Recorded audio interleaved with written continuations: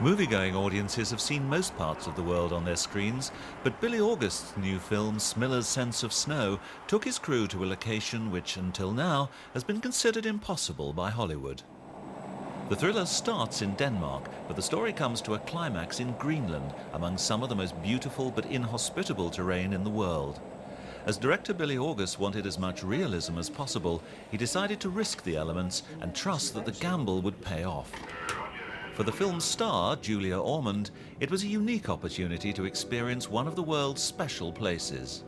The Greenlanders that I've spoken to, they say as soon as you step off the plane, you breathe in and there's a filling of the lungs and a freedom and a space that is unparalleled anywhere else.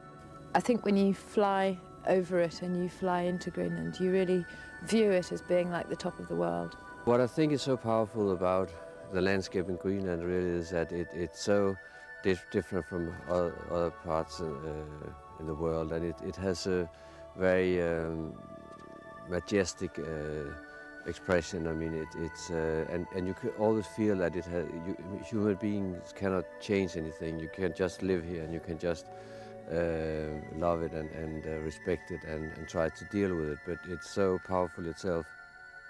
I think what really, really surprised me about it was the variety. Because you sort of think about snow and you sort of think, well, yes, it's an island covered in snow, that's really interesting. And you come and it's extraordinary. Julia's co-stars, Gabriel Byrne and Richard Harris, shared her reactions to the winter landscape. Well, I think it's amazing. I mean, it's worth doing the movie just to come here. But that wasn't the reason I did the movie. But it's just astonishing. I tried to call some friends of mine the other day from here to try and describe it. You can't. There aren't words created enough and explicit enough to describe it. It's absolutely amazing. It's kind of like a cliche to say that nature dwarfs man in a landscape like this. But you look around at this and you feel how inconsequential you really are.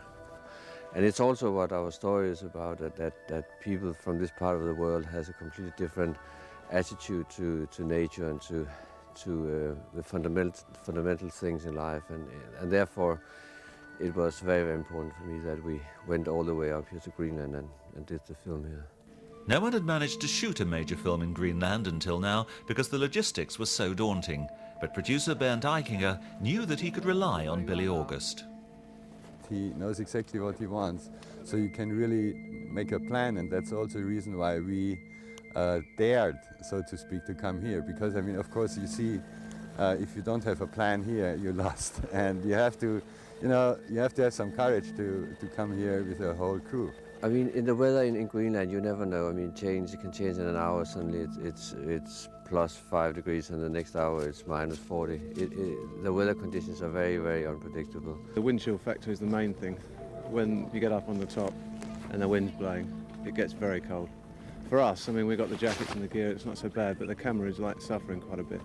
The batteries that we've got are pretty powerful batteries, but as it's so cold, they're dropping very quickly, which is a problem with the camera because it's losing speed. It's a very good camera, we haven't covered it up, but we're getting bigger batteries to make it work better. I mean, it's okay, but it's suffering. Minus 35, 40 degrees, and it's not enjoying it. Despite the temperatures, and again in the interests of realism, Richard Harris agreed to take the plunge. I'm the only actor in the world, I think, who ever decided for the sake of a movie to go into the water in the Arctic. It was a very foolish thing to have done, but I can't resist a challenge. If I'm asked to do it, well, I wasn't really asked. They said, if you'd like, I said, nah. Then I went out and I thought, well, come on, Richard. The challenge was there, so I took it. Cut. I survived it. Don't know how. Silly boy. Silly Richard Harris. But I did it. There we are.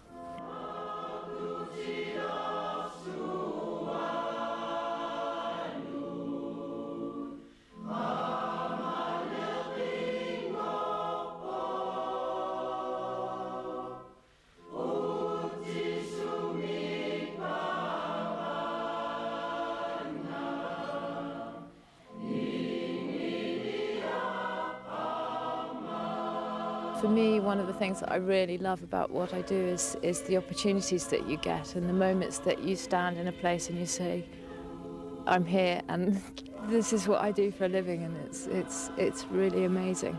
It's really amazing.